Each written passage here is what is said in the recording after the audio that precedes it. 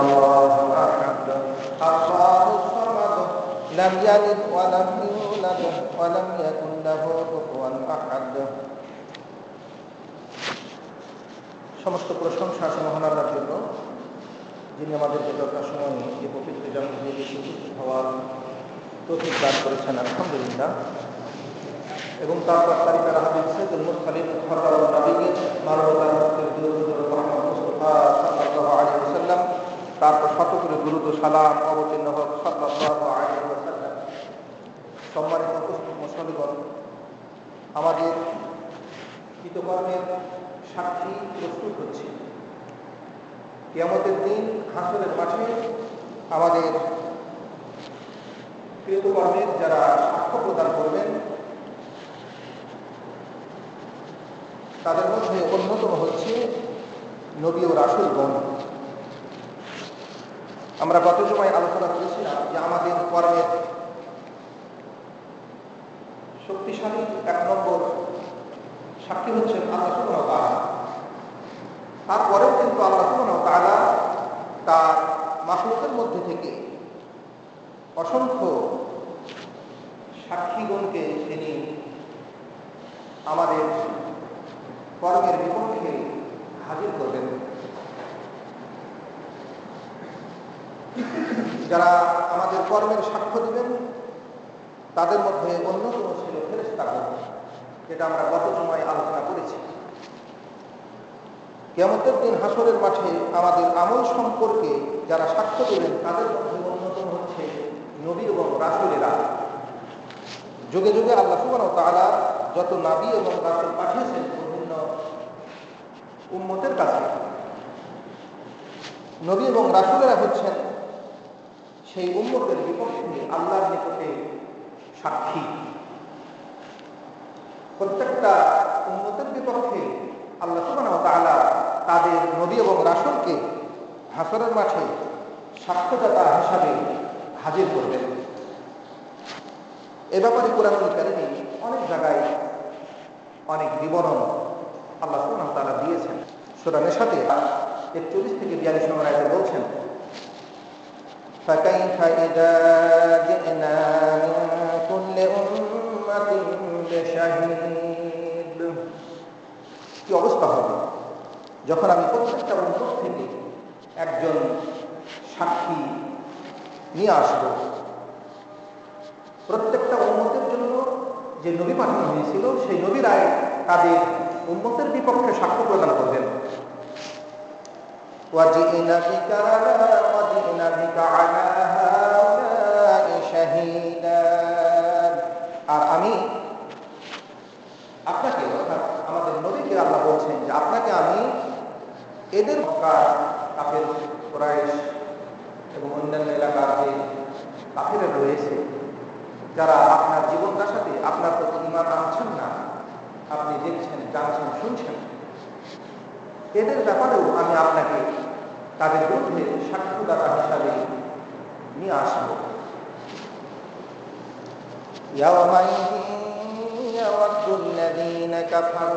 সেই দিন যারা কাফের, যারা কুফরি করছে, অস্বীকার করছে, ওয়া আসাউ রাসূল, আর যারা রাসূলকে অমান্য করছে, তারা সেদিন আশা করবে, আকাঙ্ক্ষা করবে যে লাউ তাসাওয়া বিহিমুল আরদ, যে এদেরকে যদি জমিনের সাথে বরাবর করে দেওয়া হতো, মাটির সঙ্গে মিশিয়ে দেওয়া হতো।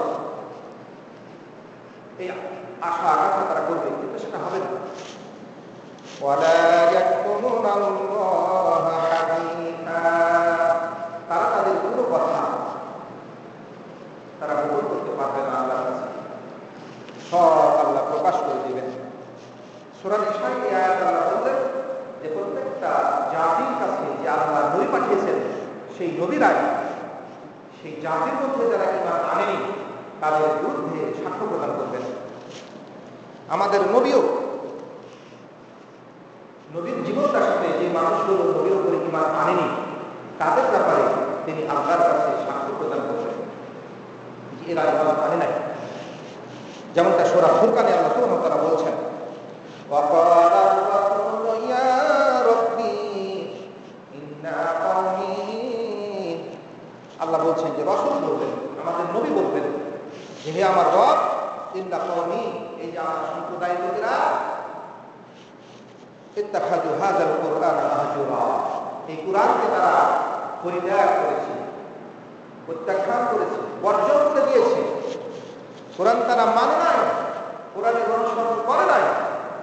এই কথা আল্লাহর নবী কিয়ামতের দিন হাসরের মাঠে যারা আল্লাহর নবীর উপরে বিশ্বাস আনে নাই, আল্লাহর উপরে, আল্লাহ যে কোরআন নাযিল করেছিলেন মুহাম্মদ সাল্লাল্লাহু আলাইহি ওয়াসাল্লামের উপরে, সেই কোরআনকে তারা বর্জন করেছে, গ্রহণ করেনি, তাদের বিপক্ষে তিনি সাক্ষ্য প্রদান করবেন।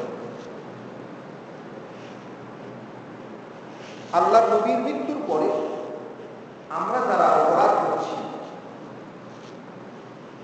এদের সাক্ষ্য কারা প্রদান করবে? এদের সাক্ষ্য প্রদান করবে ফেরেশতারা, এদের সাক্ষ্য প্রদান করবে মুমিন মুত্তাকিন পরেজগার মানুষ। আল্লাহ নবী মৃত্যুবরণ করার পরে কি ঘটতেছে, উম্মত কি ঘটাচ্ছে, সেটা কিন্তু আল্লাহ নবী জানতে পারতেছেন না। এটা তার জানার বাইরে রয়েছে। অন্যান্য নবীদেরও ক্ষেত্রে একই কথা। ঈসা নবী মরে যাওয়ার পরে ঈসা নবীর উম্মতেরা কি অপরাধ করছে, সেই অপরাধের কথা ঈসা নবীরও জানা নেই।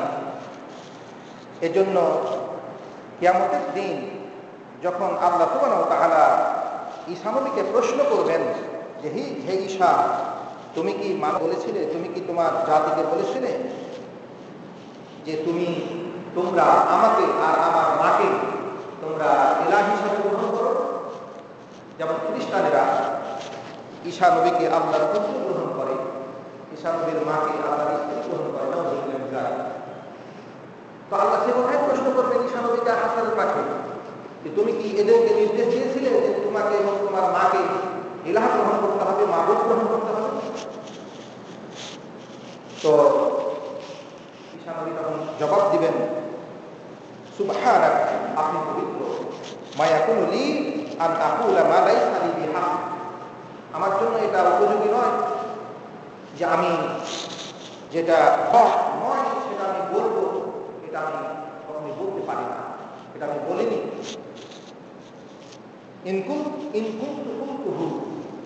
আমি যেটা তাদেরকে বলেছি, আমি যদি তাদেরকে বলতাম সেটা তো ফাকাত আলিম তাহলে তাহলে কিন্তু সেটা জানতে পারতেন। আমি তো সেই সময় তাদেরকে সে কথা বলি নাই। তারপরে তিনি বলবেন, পরের আয়াতে আছে যে আমি তাদেরকে সেটাই বলেছি যেটা আপনি আমাকে আদেশ করেছিলেন বলার জন্য। সেটা হলো কি, যে আমি তোমরা আল্লাহর ইবাদত করো, যিনি আমার রব এবং যিনি তোমাদের রব, অর্থাৎ আল্লাহর ইবাদত করার জন্য আমি বলেছি। ওয়া কুনতু আলাইহিম শাহিদা, আর আমি তাদের ব্যাপারে সাক্ষী ছিলাম, মা দুমতু ফিহিম, যতদিন আমি তাদের মাঝে ছিলাম। অর্থাৎ যতদিন আমি তাদের মাঝে আমি বেঁচে ছিলাম ততদিন আমি তাদের কর্মের সাক্ষী ছিলাম। কিন্তু ফালাম্মা তাওয়াফাইতানি, তুমি যখন আমাকে ওয়াফাত দিয়ে দিয়েছো, কুনতা আনতার রাকিব আলাইহিম, তখন তুমি হচ্ছ তাদের ব্যাপারে রক্ষণাবেক্ষণকারী, তাদের কর্মের ব্যাপারে তুমি হচ্ছ সংরক্ষক, তুমি সব কিছু জানো এবং তুমি সকল বিষয়ের উপরে সাক্ষী, সকল বিষয়ের তুমি সাক্ষী। তো ঈসা নবী বলবেন যে আমি যতদিন তাদের মাঝে ছিলাম ততদিন পর্যন্ত আমি তাদের ব্যাপারে বলতে পারব, কিন্তু আমার মৃত্যুর পরে তারা কি ঘটিয়েছে, তারা কি বলেছে, সেটা তো আমার জানা নেই, সেটা আপনি জানেন। তাহলে নবী এবং রাসূলেরা যে সাক্ষ্য দিবে তার জাতির বিরুদ্ধে, সেটা তাদের জীবন দশাতে যারা তাদের প্রতি ঈমান আনে নাই তাদের ব্যাপারে তারা সাক্ষ্যটা প্রদান করবেন। আমাদের বিশ্ব নবীও তার মৃত্যুর পরে তার উম্মত কি করছেন সেটা তারও জানা নেই, তিনি তাদের ব্যাপারে সাক্ষ্য দিতে পারবেন না। তিনি সাক্ষ্য দিবেন তার জীবন দশাতে যে সমস্ত মানুষগুলো তার প্রতি ঈমান আনেনি তাদের বিরুদ্ধে তিনি সাক্ষ্য দিবেন, যেটা সূরা ফুরকানে বলা হয়েছে। এজন্য হযরত আব্দুল্লাহ ইবনে আব্বাস রাদিয়াল্লাহু তাআলা আনহু বলছেন যে রাসূল সাল্লাল্লাহু আলাইহি ওয়াসাল্লাম একদিন খুতবা দিচ্ছেন। খুতবাতে তিনি বললেন যে তোমরা আল্লাহর কাছে সমবেত হবে, তোমাদেরকে আল্লাহর কাছে জমা করা হবে উলঙ্গ অবস্থাতে, নগ্ন পদে, উলঙ্গ অবস্থাতে, খাতনাবিহীন অবস্থাতে তোমাদেরকে হাজির করা হবে। যেভাবে আল্লাহ তোমাদেরকে প্রথমে এই পৃথিবীতে সৃষ্টি করেছেন। যখন আমরা পৃথিবীতে আসি তখন আমাদের কারো গায়ে বস্ত্র ছিল না, কাপড় ছিল না, কাপড়বিহীন আমরা দুনিয়াতে এসেছি। হাসরের মাঠেও সে কাপড়বিহীন আমাদেরকে উঠতে হবে। তারপরে রাসূল বললেন সুম্মা ইন্না আউওয়ালা মা ইউকসা ইয়াওমাল কিয়ামাতি ইব্রাহিম। তারপরে আল্লাহ সুবহানাহু ওয়া তাআলা সর্বপ্রথম ইব্রাহিম আলাইহিস সালামকে তিনি পোশাক পরিধান করাবেন। যাদেরকে তিনি পোশাক পরিধান করাবেন তাদের মধ্যে প্রথম হচ্ছেন ইব্রাহিম আলাইহিস সালাম। তারপর মুমিন মুত্তাকিন পরেশগারীদেরকে পোশাক পরানো হবে। তো তারপরে রাসূল বললেন আলা সাবধান জেনে রাখো ইন্নাহু ইউজাউ বিরিজালিন মিন উম্মতি, আমার অসংখ্য উম্মতকে, রিজাল আমার উম্মতের অসংখ্য পুরুষদেরকে নিয়ে আসা হবে। ফায়ুফাযু বিহিম জাতা শিমা, তারপরে তাদেরকে তারা যখন হাউজে কাউসারের কাছে আসবে তাদেরকে সেখান থেকে বিতাড়িত করে বাম দিকে নিয়ে যাওয়া হবে। হাসরের মাঠে দুইটি সাইড থাকবে, একটা হচ্ছে ডান সাইড, একটা হচ্ছে বাম সাইড। বাম সাইডের দিকে যারা থাকবে এরা হচ্ছে জাহান্নাম, আর ডান সাইড বলা হচ্ছে ডানপন্থী। তো এদেরকে বাম দিকে নিয়ে যাওয়া যাতা সীমা। ফাকুলু, আমি বলবো ইয়া রাব্বি, হে আমার রব, আসহাবি, মানে এরা আমার সাহাবী। আল্লাহ রাসূল বলবেন যে যাদেরকে আমার কাছ থেকে সরিয়ে নিয়ে যাওয়া হচ্ছে এরা আমার সাহাবী। ফায়ুকাল, বলা হবে লা তাদরি মা আহদাসু বা'দা, আপনি মরে যাওয়ার পরে তারা কি ঘটিয়েছে সেটা আপনি জানেন না। তাহলে বোঝা গেল যে আল্লাহর নবীর যারা সাহাবী ছিলেন, যেই সাহাবীরা পরবর্তীতে মুরতাদ হয়ে গিয়েছিল, যেমন মুসাইলামাতুল কাযযাব, সে কিন্তু মুসলমান হয়েছিল নবীর যুগে, ইয়ামামা, সে পরে নিজেকে নবী দাবি করে, তার অসংখ্য শত শত হাজার হাজার অনুসারী হয়ে যায়, এরা সবাই সাহাবী ছিল, তারা মুরতাদ হয়ে গিয়েছে। তাদের বিরুদ্ধে হযরত আবু বকর যুদ্ধ ঘোষণা করেছিলেন, মুসাইলামাকে হত্যা করা হয়েছিল, তার অনুসারীদেরকে হত্যা করা হয়েছিল। তো আল্লাহর নবীর যুগে যারা সাহাবী ছিলেন, আল্লাহর নবী তাদেরকে সাহাবী হিসাবে চিনতে পারবেন যে এরা আমার সাহাবী ছিল। সেজন্য আল্লাহর নবী বলবেন যে এরা তো আমার সাহাবী। তো বলা হবে যে এরা আপনার পরে যা ঘটিয়েছে তা আপনি কিন্তু জানেন।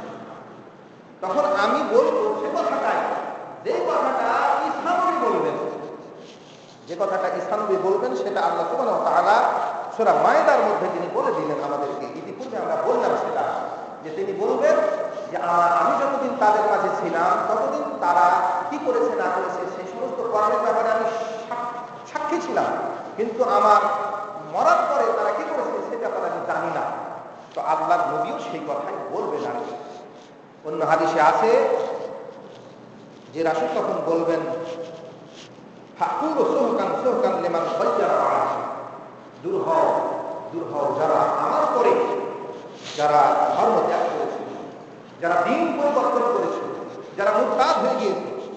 ফায়ুকাল, বুখারীর হাদিস 4740 নম্বর হাদিস, ফায়ুকাল, রাসূলকে বলা হবে ইন্না হাউলা, যাদেরকে আপনার কাছ থেকে হাউজে কাউসারের কাছ থেকে যাদেরকে বিতাড়িত করে বাম দিকে নিয়ে যাওয়া হচ্ছে, এরা হলো আপনার এমন সাহাবী যারা লাম ইয়াজালু মুরতাদ্দিনা আলা আকাবিহিম, যারা তাদের পিছন দিকে আবার ফিরে গিয়েছিল, অর্থাৎ আপনার মৃত্যুর পরে এরা কাফির হয়ে গিয়েছিল। মুনজু ফারাক্তাহুম, যখন আপনি তাদের থেকে বিচ্ছিন্ন হয়ে এসেছেন, তখন রাসূল বলবেন যে আমার পরে যারা ধর্ম ত্যাগ করেছিল তারা বিতাড়িত হয়ে যাও। বুখারীর এই হাদিস প্রমাণ করতেছে যে রাসূল সাল্লাল্লাহু আলাইহি ওয়াসাল্লাম মৃত্যুর পরে তার উম্মতের কি ঘটনা, উম্মত কি ঘটাচ্ছে সেটা তার অবগতিতে নেই। তার সাহাবীরাই যে কিছু সাহাবী যেমন মুসাইলামা, তারপরে তার অনুসারী, এই ধরনের অসংখ্য সাহাবীরা যারা নবীর ইসলাম গ্রহণ করে নবীর সাথে দেখা করেছে, সাহাবী হয়েছে, এরা মুরতাদ হয়ে গেল, এই খবর তো নবীর জানার কথা নয়, তিনি জানেনও না। হাসরের মাঠে সেজন্য বলবেন যে এরা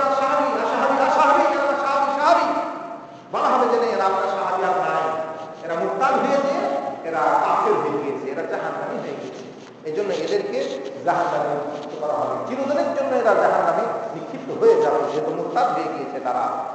এই জন্য রাসূল সাল্লাল্লাহু আলাইহি ওয়াসাল্লাম যে সাক্ষ্য প্রদান করবেন সেটা হচ্ছে তার মানুষেরা তার প্রতি ঈমান আনেনি, তাদের বিপক্ষে তিনি সরাসরি সাক্ষ্য প্রদান করবেন।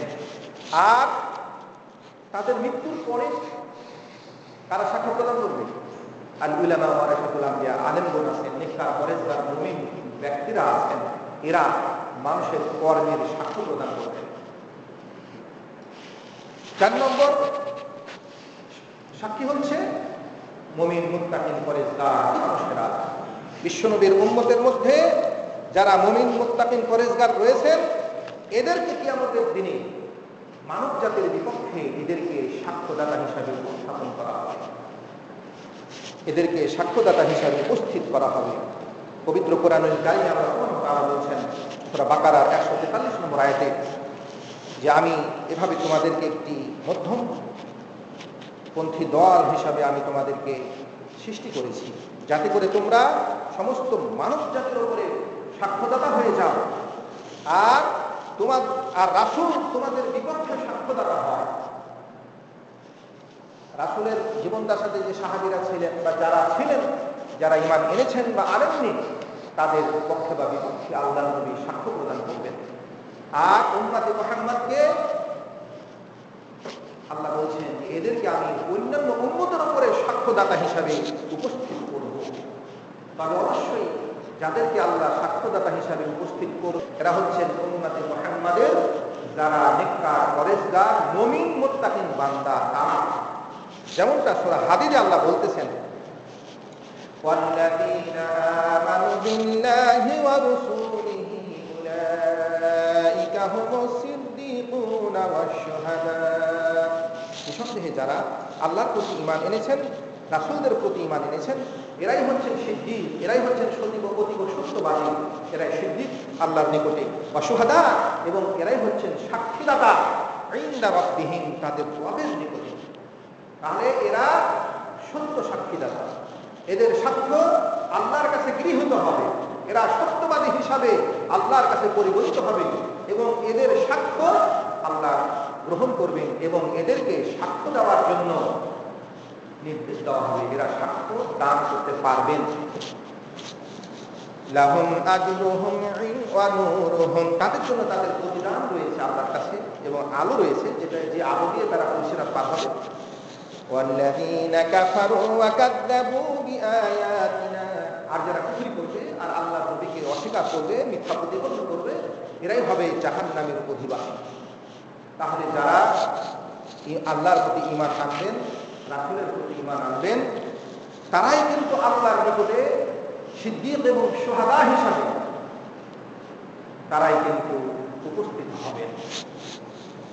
এজন্য রাসূল সাল্লাল্লাহু আলাইহি ওয়াসাল্লাম বলেছেন যে লা ইয়াকুলুল লাআনুনা শুফাআ ওয়ালা শুহাদা ইয়াউমাল কিয়ামা, যারা বেশি বেশি মানুষকে লানত করে, অভিশাপ করে, এরা কিন্তু কিয়ামতের দিনে তারা কিন্তু সুপারিশকারীও হতে পারবে না, আর এরা কিন্তু সাক্ষ্যদাতা হতেও পারবে না। হাদিস মুসলিমের আরেকটি হাদিসে বলা হয়েছে, আবু হুরায়রা বলছেন কিলা ইয়া রাসূলুল্লাহ উদু আলাল মুশরিকিন, রাসূলকে বলা হলো যে হে আল্লাহর রাসূল, আপনি মুশরিকদের বিরুদ্ধে বদদোয়া করেন।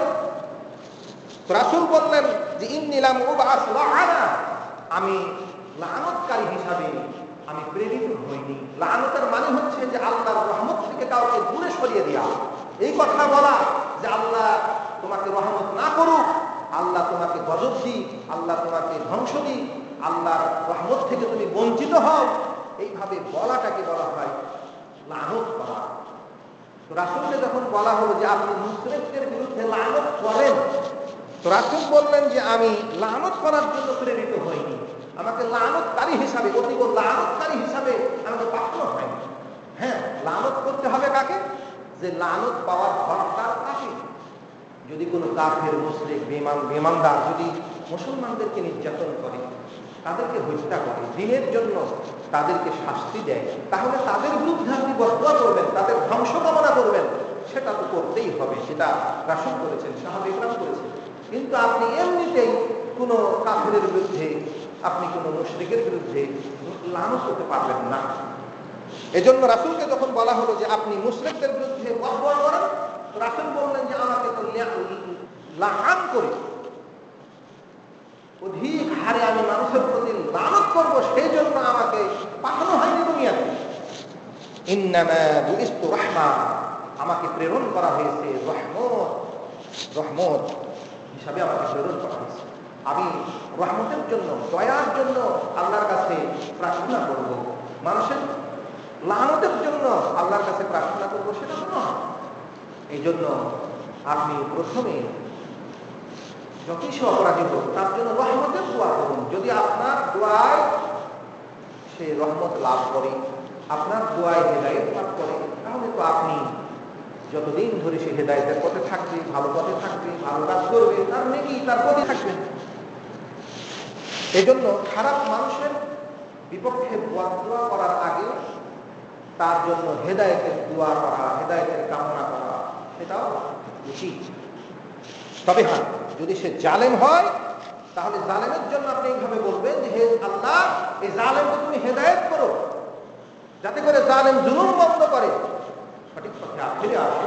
আর যদি তার হেদায়েত নসিব না হয়, যে আল্লাহ তুমি জালেমকে ধ্বংস করো, এটা বলতে পারেন যে মাজলুমকে রক্ষা করো। আপনি মাজলুমের পক্ষে এভাবে আল্লাহর কাছে আবেদন করতে পারেন, দোয়া করতে পারেন, যেটা আল্লাহ রাসূল করেছেন, দোয়া করেছেন কিছু কিছু বিধর্মীদের উপরে। কেন? যে তারা মুসলমানদেরকে হত্যা করেছিল। যখন আল্লাহ নবীর ৭৭ জন সাহাবীকে, প্রায় ৭৭ জন সাহাবীকে হত্যা করেছিল একদল কাফের, প্রতারণা করে নিয়ে যে 1 মাস ধরে রাসূল সাল্লাল্লাহু আলাইহি ওয়াসাল্লাম তাদের জন্য বদদোয়া করেছিলেন, এটাও প্রমাণ আছে। তো এটা কেন করেছিলেন? যে তারা হচ্ছে বদদোয়া পাওয়ার হকদার, তারা জালেম, তারা নির্যাতনকারী। এরা মুসলমানদেরকে, হাফেজে কোরআনদেরকে, কোরআনের যারা হাফেজ ছিলেন এদেরকে তারা হত্যা করেছে, ধোঁকা দিয়ে নিয়ে যে হত্যা করেছে। তো যাই হোক, এই মুসলিমের এই হাদিসে বলা হচ্ছে যে রাসূলকে যখন বলা হলো সহিহ হাদিস যে আপনি মুশরিকের বিরুদ্ধে বদদোয়া করেন, তো তিনি এটা অস্বীকার করেছিলেন যে না, আমাকে তো বদদোয়া করার জন্য আমাকে পাঠানো হয়নি দুনিয়াতে। এই জন্য যার তার জন্য আপনি বদদোয়া করতে পারবেন না। আমাদের কৃতকর্মের সাক্ষী হচ্ছে আমাদের সময়ে যারা অবস্থান করছেন, ইমানদার, নেককার, পরেজগার, মুমিন, মুত্তাকিন, এরাই কিন্তু আমাদের কর্মের, এরাই কিন্তু সাক্ষ্যদাতা। এই জন্য প্রকাশ্য অপরাধ থেকে বিরত থাকুন। আপনি মুমিন মুত্তাকিনের চোখের সামনে আপনি অপরাধ করছেন, প্রকাশ্য অপরাধ করছেন, আপনি ধরা খাবেন। এই মুমিন মুত্তাকিন পরেজগার মানুষ আপনার বিপক্ষে সাক্ষ্য দিবে। এই জন্য বলা হয়েছিল যে প্রকাশ্য অপরাধ থেকে বেঁচে থাকুন। প্রকাশ্য অপরাধের শাস্তি হচ্ছে কঠোর শাস্তি। প্রকাশ্য অপরাধ মানুষের শাস্তিকে অবধারিত করে দেয়। এই জন্য প্রকাশ্য অপরাধ থেকে বেঁচে থাকুন। প্রকাশ্য অপরাধ করবেন, মানুষ আপনার বিপক্ষে সাক্ষ্য দিবে। আপনি প্রকাশ্যে ভালো কাজ করবেন, মানুষ আপনার পক্ষে সাক্ষ্য দিবে। মানুষই হচ্ছে আপনার পক্ষে এবং বিপক্ষে সাক্ষ্যদাতা, এবং সেই সাক্ষ্য আল্লাহর কাছে গ্রহণযোগ্য হবে। এজন্য রাসূলুল্লাহ সাল্লাল্লাহু আলাইহি ওয়াসাল্লাম একদিন খুতবা দিচ্ছেন, হযরত আবু যুহাইর বলছেন যে খুতবা দিচ্ছেন তয়েফের একটি স্থানে, নাবাওয়াত একটি জায়গা, সেখানে। তারপরে তিনি বললেন, ইউসিকু আন তা'রিফু আহলাল জান্নাতি মিন আহলিন নার, তোমরা অচিরেই চিনতে পারবে, বুঝতে পারবে কে জান্নাতি আর কে জাহান্নামী। জাহান্নামী কারা আর জান্নাতি কারা, এটা অচিরেই তোমরা জানতে পারবে। ইউসিকু আন তা'রিফু আহলাল জান্নাতি মিন আহলিন নার, জাহান্নামীদের মধ্যে থেকে কারা জান্নাতি সেটা তোমরা জানতে পারবে। তো কালু সাহাবীরা বললেন, বিমা যাকা ইয়া রাসূলুল্লাহ, এটা কিভাবে হে আল্লাহর রাসূল, আমরা কিভাবে জানতে পারবো?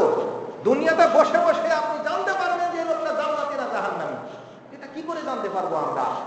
রাসূল সাল্লাল্লাহু আলাইহি ওয়াসাল্লাম বললেন, বিসসানাইল, ভালো গুণকীর্তনের দ্বারাতে, ভালো প্রশংসার দ্বারাতে তোমরা জানতে পারবে যে এই লোকটা জান্নাতি।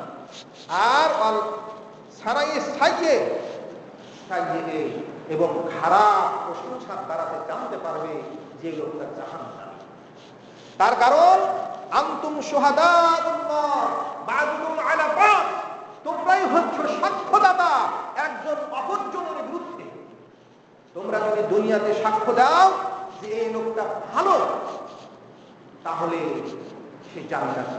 আর যদি তোমরা সাক্ষ্য দাও যে লোকটা খারাপ, তাহলে তো ওই লোকটা জাহান্নামী। তাহলে দুনিয়ার সাক্ষ্য এটা আলে নেয়।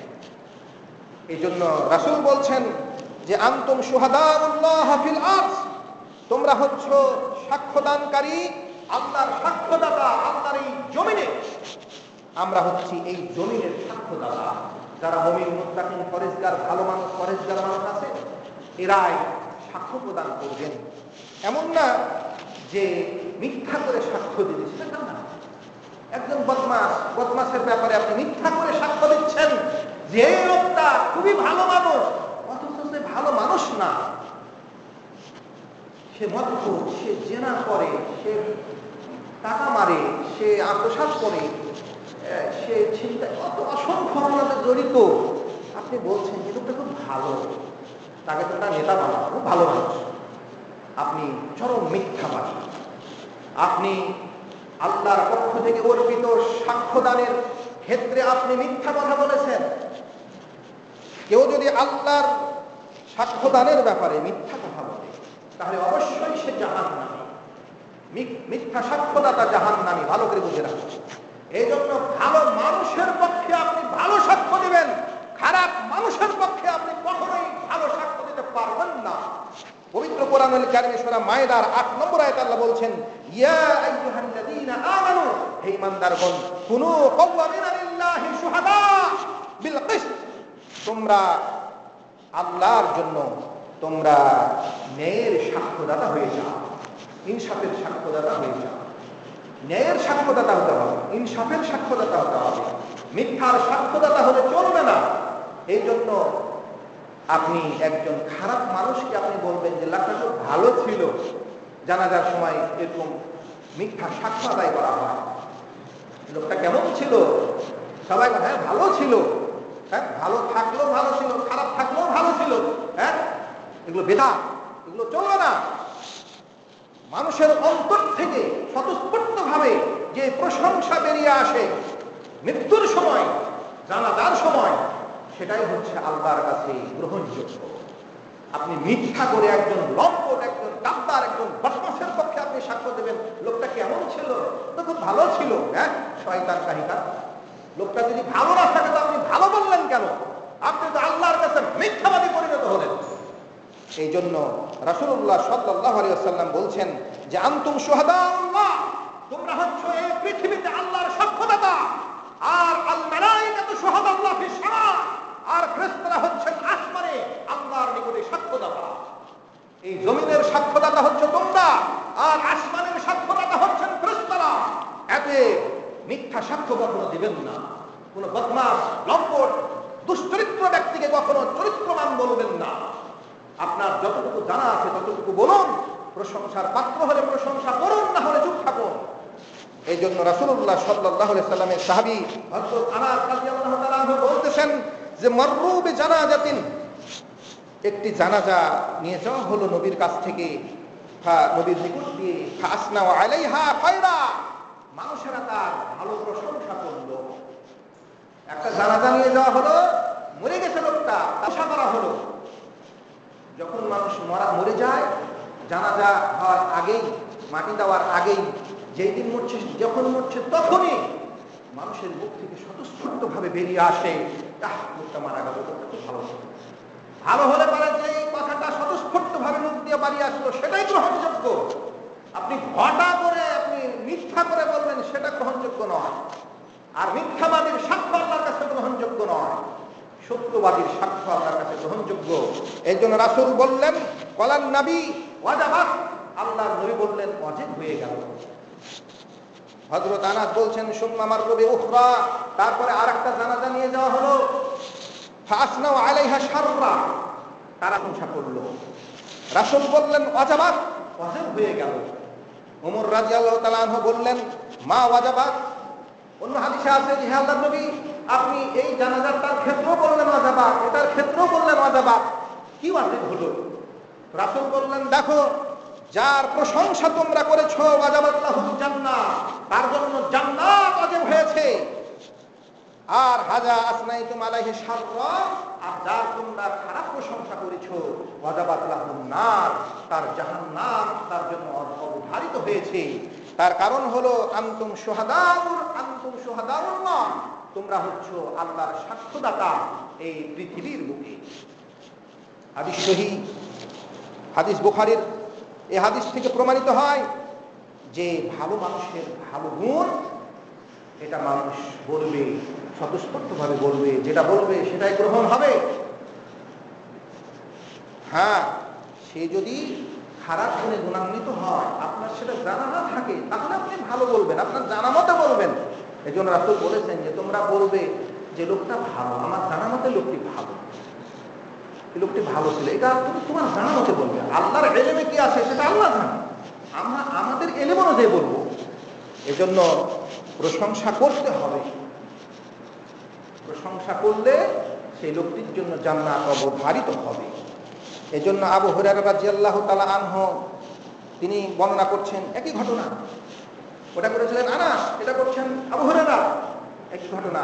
রাসূল বলছেন যে, উনি বলছেন, আবু হুরায়রা বলছেন যে একটা জানাজা নিয়ে যাওয়া হচ্ছিল, তো মানুষেরা তার প্রশংসা করলেন, তো আল্লাহ নবী বললেন ওয়াজিব হলো। আরেকটা জানাজা নিয়ে যাওয়া হলো, তো তিনি বললেন, তারা তার খারাপ প্রশংসা করলো, তো তিনি বললেন ওয়াজিব, তার ওয়াজিব হলো। রাসূল বললেন উভয়ের জন্যই, একজনের জন্য জান্নাত ওয়াজিব হলো, একজনের জন্য জাহান্নাম ওয়াজিব হলো। তার কারণ হলো যে আল মালায়েকাতু শুহাদাউল্লাহ ফিস সামা, ফেরেশতারা হচ্ছেন আল্লাহর সাক্ষী আসমানে, আর আনতুম শুহাদাউল্লাহ ফিল আরদ, আর তোমরা হচ্ছ দুনিয়াতে এই মানব জাতির কর্মের তোমরা সাক্ষী। এই জন্য প্রকাশ্য অপরাধ থেকে বেঁচে থাকো।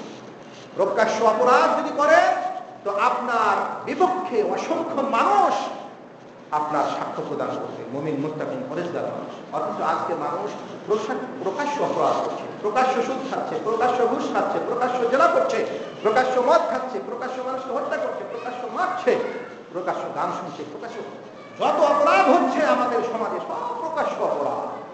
প্রকাশ্য অপরাধের শাস্তি এই দুনিয়াতেও অবধারিত হবে জাতির উপরে, এবং আখিরাতেও অবধারিত হবে জাতির উপরে।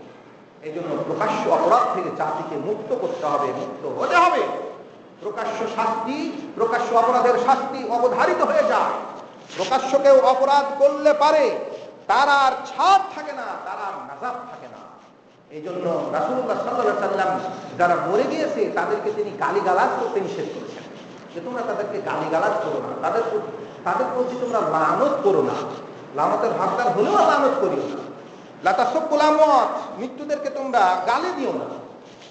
তার কারণ হলো যে কাদ আফজালা মা কদ্দামু, তারা যা কিছু করেছে, যা কিছু তার জীবনটার সাথে আখিরাতের জন্য প্রেরণ করেছে, সেটাতে তারা পৌঁছে গেছে। যদি ভালো কাজ করে যায় কবরের জগতে তার প্রতিদান শুরু হয়ে গিয়েছে, আর যদি খারাপ কাজ করে যায় তাহলে কবরের জগতে তার শাস্তি শুরু হয়ে গেছে। এতে তাকে গালিগালাজ করে লাভ নাই, তাকে লানত দিয়ে আর লাভ নাই। এই জন্য আয়েশা রাদিয়াল্লাহু তাআলা আনহা তিনি বলছেন, মা ফাআলা ইয়াজিদ ইবনে কাইস লাআনাহুল্লাহ, ইয়াজিদ বিন কাইস যা করেছে সেজন্য তার উপরে আল্লাহর লানত, তার কারণে সে জুলুম করেছে। জুলুম করলে পারে সে লানতের হকদার হবে। আয়েশা বললেন সে জুলুম করেছে সেজন্য তার উপর লানত হোক, আল্লাহর লানত হোক। তারা বললেন, আয়েশা রাদিয়াল্লাহু তাআলা আনহাকে বললেন, মাতা, লোকটা মারা গিয়েছে, যাকে তিনি লানত করছেন সে লোকটা মারা গিয়েছে। তখন আয়েশা রাদিয়াল্লাহু তাআলা আনহা বললেন, আল্লাহর নবীর স্ত্রী আয়েশা রাদিয়াল্লাহু তাআলা আনহা বললেন যে আস্তাগফিরুল্লাহ, আল্লাহর কাছে তার জন্য ক্ষমা চাচ্ছি। তো মানুষেরা বললেন যে লাআনতাহু সুম্মা কুলতা আস্তাগফিরুল্লাহ, আপনি তার প্রতি লানত করলেন, আবার বললেন যে পরে যখন মরে গেছে শুনলেন তখন বললেন যে ক্ষমা চাচ্ছি, তো ব্যাপারটা কি? তো রাসূল আয়েশা রাদিয়াল্লাহু তাআলা আনহা বললেন যে দেখো, আল্লাহ রাসূল বলেছেন লা তাসুব্বুল আমওয়াত, তোমরা মৃতকে আর গালি দিও না, মৃতকে আর ভর্ৎসনা দিও না, মৃতকে আর লানত করো না। তার কারণ ফাইন্নাহু আফজাউ ইলা মা কদ্দামু, সে যা করেছে তা সে এখন পেয়ে গিয়েছে, কবরে পেয়ে গিয়েছে, হাসরেও পাবে, আবার জাহান্নামে পাবে, পেয়ে গিয়েছে সেটা। এই জন্য আমি মনে করি ইসলাম যে বেঁচে আছে, জালেম যদি বেঁচে থাকে জালেমের বিরুদ্ধে তো বন্ধ হবেই, লানত হবেই। তার কারণ তার বিপক্ষতার যেহেতু লানতে ভাবনা। এই জন্য আয়েশা রাদিয়াল্লাহু তাআলা আনহা তিনি ইয়াজিদ বিন কয়েস যা করেছেন সেজন্য তিনি বললেন যে তার উপরে আল্লাহ লানত। কিন্তু যখন তিনি জানতে পারলেন যে সে মারা গিয়েছে, তিনি সঙ্গে সঙ্গে বললেন আস্তাগফিরুল্লাহ। তো যখন তাকে বলা হলো যে আপনি তার প্রতি লানত করলেন, তারপরে আবার আল্লাহর কাছে ইস্তিগফার করলেন, তো কারণটা কি? তখন তিনি বললেন এই কারণ যে মরে গেলে আর দরকার নাই। এই জন্য রাসূলুল্লাহ সাল্লাল্লাহু আলাইহি ওয়াসাল্লামের স্ত্রী আয়েশা রাদিয়াল্লাহু তাআলা আনহা বলছেন যে এজা মাতা সাহেব বুকুম, যখন তোমাদের কোনো সাথী মারা যায়, খারাপ লোক মারা গেছে, তোমরা দাও ছেড়ে দাও, তাকে ভর্সনা করিও না। আর ওরা তা কফি তার মানহানি করার দরকার নেই। ওরা তা কফি তার মানহানি করতে যেও না, তাকে আর কিছু লানত করতে যেও না। মরে গেছে, যা কিছু পাওয়ার সে পেয়ে গেছে, শাস্তি পেয়ে গেছে। এই জন্য মানুষ মারা গেলে পারে স্বতঃস্ফূর্ত ভাবে যে প্রশংসাটা হয় সেটাই আল্লাহর কাছে গ্রহণযোগ্য। ইচ্ছা করে মিথ্যা সাক্ষ্য নয়, ইচ্ছা করে মিথ্যা সাক্ষ্য আদায় করাও নয়। অনেক মৌলবী আছে জানাজা শুরু হলেই যারা জানাজাতে উপস্থিত থাকে তাদের কাছ থেকে মিথ্যা সাক্ষ্য আদায় করে। আচ্ছা বলে লোকটা কেমন ছিল, নামাজ পড়ে না, রোজা করে না, হয়তো হজ করেনি, যাকাত দেয়নি, হজের মৌসুমে হজ করতে হবে, যায়নি হজ করতে, বলেছে অসংখ্য অপরাধ করে, মালমাল টাকা পয়সা আত্মসাৎ করেছে, হাজার হাজার মানুষকে কষ্ট করেছে, নির্যাতন দিয়েছে, মরেছে, হ্যাঁ প্রশংসা, হ্যাঁ ভালো ছিল, সাক্ষ্য আদায় করা হচ্ছে। এগুলো বেদাত, প্রকাশ্য বেদাত, এগুলো চলবে না। যখন মানুষ মারা যাবে, যেই দিন মারা যাবে সেই দিনের জন্য ছাড় আছে যে তার প্রশংসা মানুষ করবে অথবা তার প্রশংসা করবে না। যেই দিন মরছে সেই দিন শুধু, তারপরে আর না। এই জন্য আবু কাতাদা রাদিয়াল্লাহু তাআলা আনহু বলছেন যে এজা আল্লাহর নবীকে এজা দুই আইলা জানাজা, যখন তাকে জানাজার জন্য ডাকা হতো, রাসূলকে যখন জানাজার জন্য ডাকা হতো, সালা আনহা, রাসূল জিজ্ঞেস করতেন যে লোকটা কেমন ছিল। এটা করা যায়। ফাইন মুসনিয়া আলাইহি, যদি তার জন্য ভালো প্রশংসা করা হতো তো সাল্লা আলাইহি ওয়ামা সাল্লা আলাইহি আলাইহা, তাহলে তিনি দণ্ডবান হতেন, তার জন্য জানাজার সালাত পড়তেন।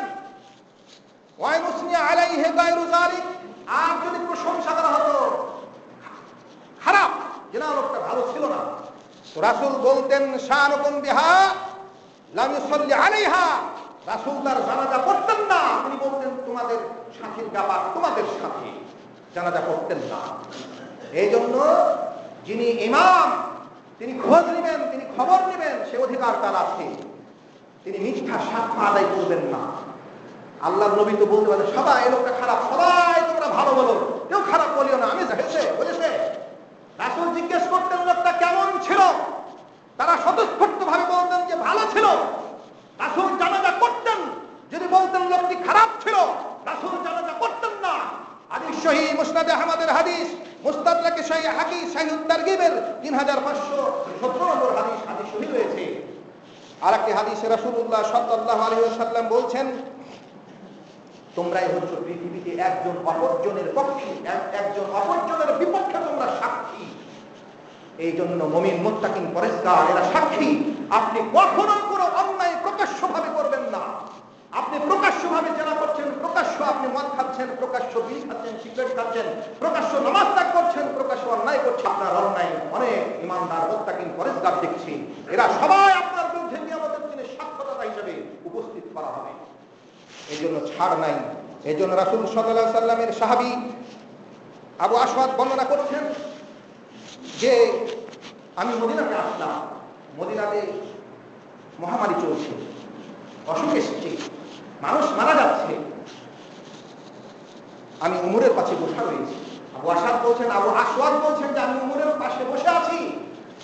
ফামুররাত বিহিম জানাজাতুন, উমর রাদিয়াল্লাহু তাআলা আনহুর পাশ দিয়ে একটি জানাজা নিয়ে যাওয়া হলো। ফাউসনি আলাইহা সাহিবুহা, ফাউসনি আলা সাহিবিহা খায়রা, সেই লোকটির ভালো প্রশংসা করা হলো। উমর রাদিয়াল্লাহু তাআলা আনহু বললেন ওয়াজাবা, ওয়াজিব হলো। উমরও বললেন ওয়াজিব হলো। এটা শুধু রাসূল বলে গেছেন তাই না, সাহাবীরাও বলতেছেন প্রশংসা হলে ওয়াজিব হলো। আবার আরেকজন নিয়ে যাওয়া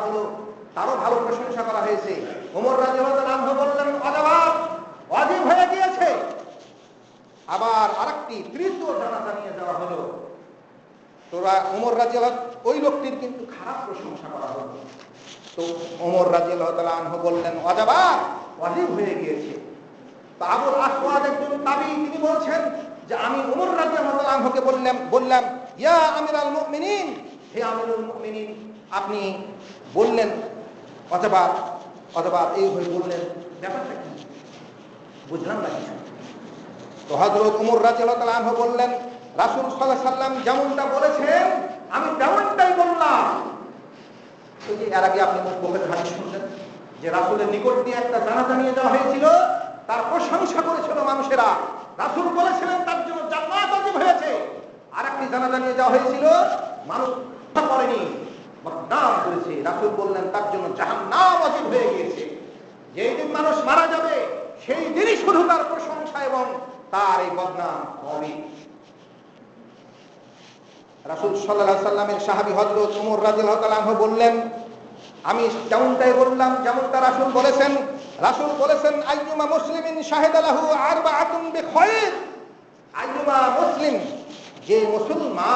যিনি মুসলমান যদি মারা যান, এটা প্রশংসা ভালো তো কাফের হবে না, মুশরিকের হবে না, বেদিনের হবে না, মুমিনের প্রশংসা হবে, মুমিন করবে, ফাসিক করলে হবে না, বদমাশ করলে হবে না, বদমাশের প্রশংসা করবে। মদ যদি একটা মরে আর একটা মদ করবে না, খুব ভালো ছিল, ভালো তো থাকবে, মদ ধরে পাটনার ওর সাথে মদ খেত, বিড়ি দিত, সিগারেট দিত, মদ দিত, হ্যাঁ গাঞ্জা দিত, হিরোইন দিত, তো তত প্রশংসা প্রশংসা করবে, লোকটা ভালো ছিল মানে কি ওই মদ দিত না আমাকে, হ্যাঁ মদ খোরের পক্ষে মদ খোর যদি সাক্ষ্য দেয় গ্রহণ হবে?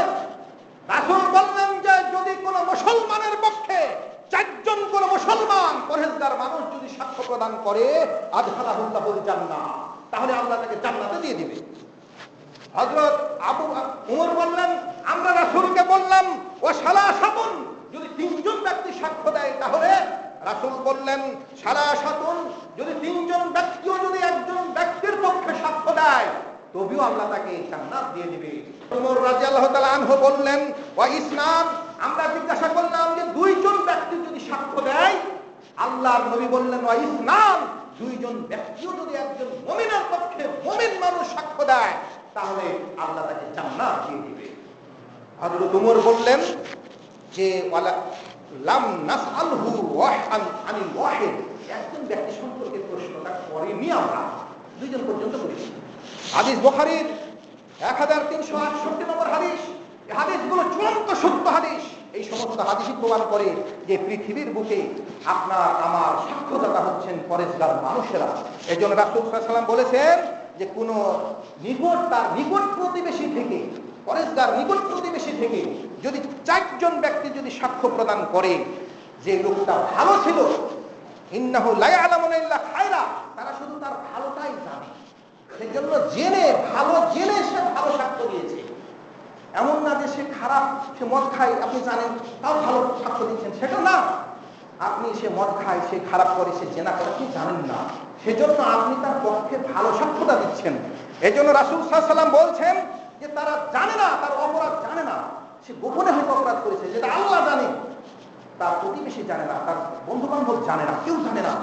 না জানার কারণে তারা তার ভালো সাক্ষ্য দিচ্ছে। রাসূল বলছেন যে হতে পারে লোকটা খারাপ, আল্লাহর কাছে খারাপ, কিন্তু জনগণ জানে না যে খারাপ, সেজন্য জনগণ তার পক্ষে ভালো সাক্ষ্য দিয়েছে, তার প্রতিবেশী তার পক্ষে ভালো সাক্ষ্য দিয়েছে, খুবই নিকট প্রতিবেশী তার সব পক্ষে ভালো সাক্ষ্য দিয়েছে। রাসূল বললেন আল্লাহ তাআলা বলছেন যে কদ কাবিলতু ইলমাকুম ফি, তোমরা তার ব্যাপারে যে ইলম রেখেছো, যে সাক্ষ্য দিচ্ছ, সেই সাক্ষ্যকে আমি গ্রহণ করলাম।